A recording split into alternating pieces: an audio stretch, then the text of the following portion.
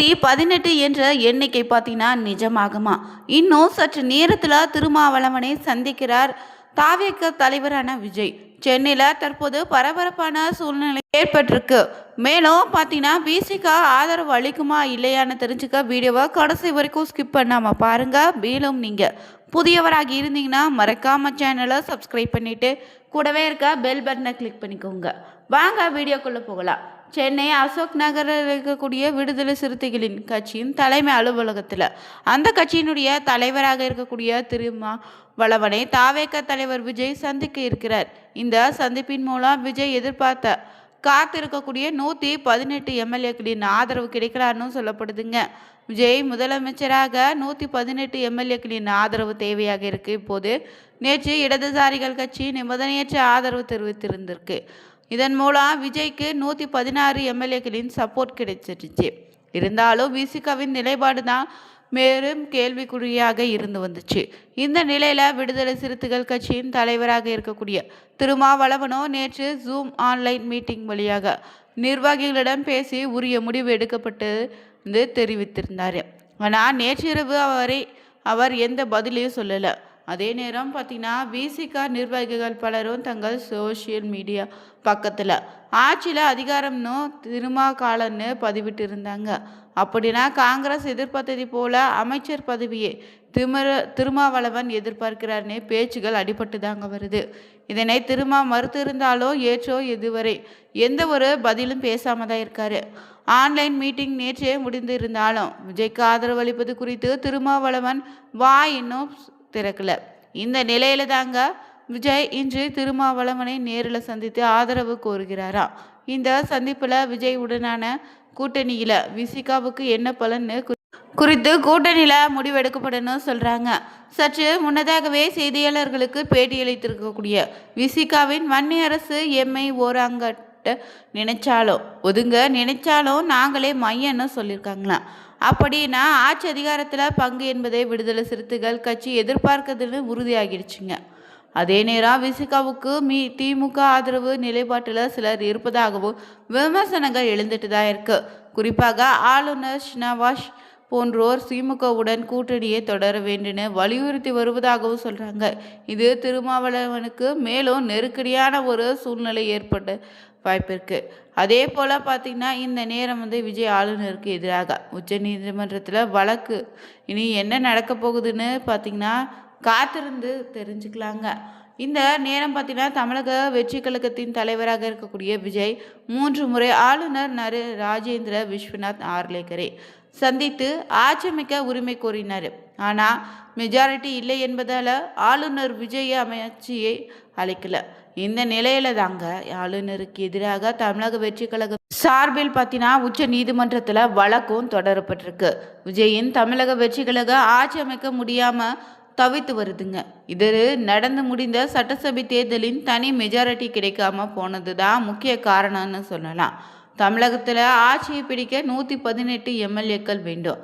ஆனால் தாவேகா மொத்தம் 108 தொகுதிகளில் மட்டுமே வெற்றி பெற்றுச்சு. இந்த இப்போது காங்கிரஸ் கட்சியின் 5 எம்எல்ஏக்கள், இந்திய மார்க்சிஸ்ட் கம்யூனிஸ்ட் கட்சியின் 2 எம்எல்ஏக்களின் ஆதரவு கொடுத்துருக்காங்க. இன்னும் மெஜாரிட்டிக்கு 2 எம்எல்ஏக்கள் தேவைப்படக்கூடிய சூழ்நிலையில் விஜய் 3வது முறையாக ஆளுநர் ராஜேந்திர விஸ்வநாத் ஆர்லேக்கரை சந்தித்து ஆட்சியமைக்க உரிமை கோரினார். ஆனால் மெஜாரிட்டி இல்லை என்பதால் விஜயை ஆட்சியமைக்க அவர் அழைக்கவில்லைங்க. இது விஜயை அப்செட் ஆக்கியிருக்கு. மேலும் இந்த நிலையில தான் அவர் தனிப்பெரும் கட்சி என்பதால் தங்களை ஆட்சி அமைக்க அழைக்கும்படி ஆளுநருக்கு உத்தரவிட வேண்டுனே உச்ச நீதிமன்றத்தை நாடி இருக்காராம். இது தொடர்பாக தாவேகா சார்பில் ரீட் மனு உச்ச நீதிமன்றத்தில் தாக்கல் செய்யப்பட்டிருக்கு.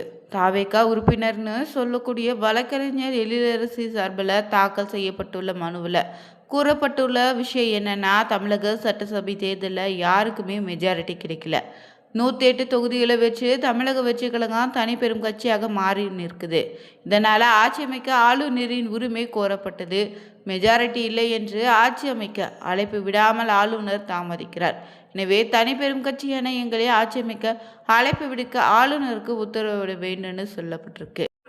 சர்க்காரிய ஆணையத்தின் முன்னுரிமையை வரிசையை ஆளுநர் பின்பற்ற வேண்டும்னு தேர்தலுக்கு முந்தைய கூட்டணிக்கு பெரும்பான்மை இல்லாத சூழ்நிலையில் காங்கிரஸ் ஆதரவு கடிதத்தோடு ஏற்கனவே முறைப்படி உரிமை கோரிய தனிப்பெரும் கட்சியான தமிழக வெற்றி கழகத்துக்கு முதன்மை அழைப்பு விடுக்கப்பட வேண்டும்.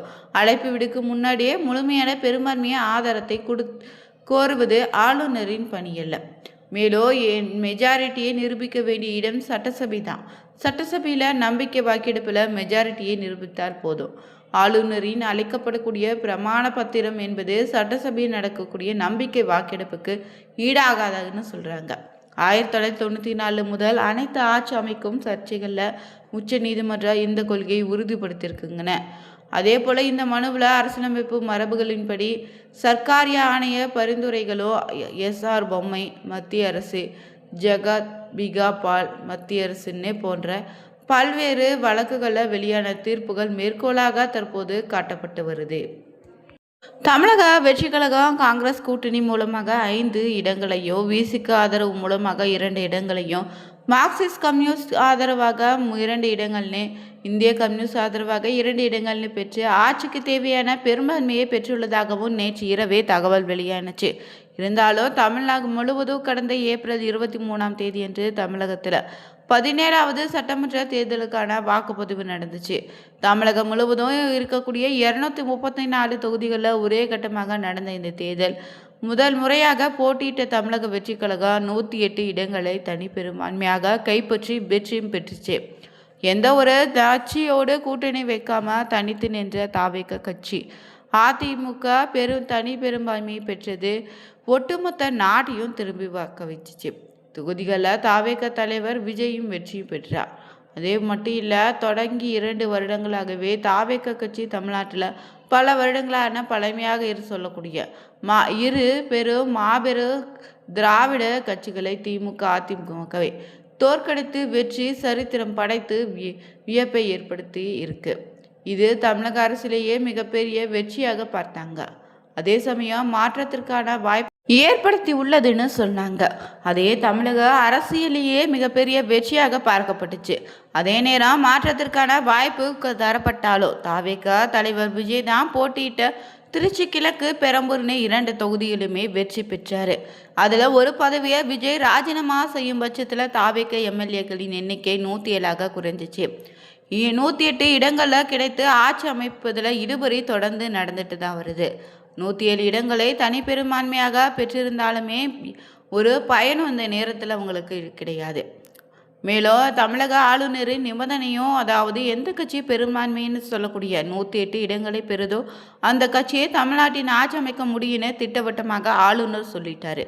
இதையடுத்து தாவேக தலைவர் விஜய் ஆட்சி அமைக்க காங்கிரஸ், விசிக, மார்க்சிஸ்ட் கம்யூனிஸ்ட், இந்திய கம்யூனிஸ்ட் உள்ளிட்ட தாவேக நிர்வாகிகள் நேரில் சென்று ஆதரவு கூறினாங்க. இதையடுத்து தாவேக ஆதரவு கேட்டவுடன் காங்கிரஸ் தாவேகவுடன் கூட்டணி வேகமே முடிவு செய்து விட்டுச்சு. ஆனால் சில நிபந்தனைகளோடு இதன் விளைவாக காங்கிரஸ் கட்சியில் இருந்த 5 எம்எல்ஏக்கள் சேர்ந்து தாவேகவின் பலம் 112ஆக அதிகரித்துச்சு. காங்கிரஸ் தாவேக கூட்டணி திமுகவினரை மிகப்பெரிய அளவில் கோபத்தை ஏற்படுத்தி இருந்தாலும் பல்வேறு திமுக கட்சி தலைவர்கள் தொடர்ந்து விமர்சனத்தை வீசி வந்தாங்க.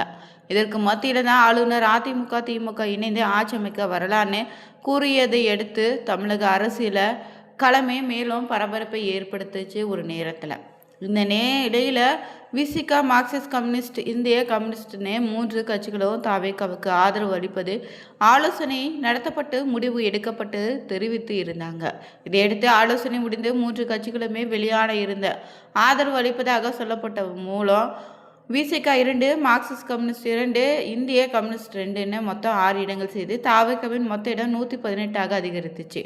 தற்போது தமிழக ஆட்சி அமைப்பதற்கான ஆதரவை தாவேக தலைவர் முதலமைச்சர் ஆவதற்கான பெரும்பான்மை நேற்று இரவே பெற்றுவிட்டதாகவும் சொன்ன நிலையிலும் திடீர்னு விசிகாவினுடைய ஆதரவு இன்று காலையில் தான் சொல்லப்பட்டதால் ஆட்சி அமைப்பதில் மேலும் சிக்கல் ஏற்பட்டிருக்குங்க.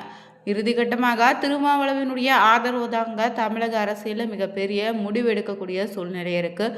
அடுத்ததாக யார் அந்த முதலமைச்சர் பதவியில் அமரப்போகிறான்னு தீர்மானிக்கக்கூடிய அதிகாரத்தை திருமாவளவன் கட்சி கொடுக்கக்கூடிய ஆதரவின் அடிப்படையில் தான் இருக்குங்க. இந்த வீடியோ பிடிச்சிருந்தா நீங்களும் முதலமைச்சர் விஜய் அமர வேண்டும்னு ஆசைப்பட்டீங்கன்னா மறக்காமல் சேனலை சப்ஸ்கிரைப் பண்ணிவிட்டு உங்களுடைய கமெண்ட்டை பதிவிடுங்க. வீடியோ பிடிச்சிருந்தா லைக் பண்ணுங்கள், ஷேர் பண்ணுங்கள், கமெண்ட் பண்ணுங்கள். அனைவருக்கும் நன்றி நண்பர்களே.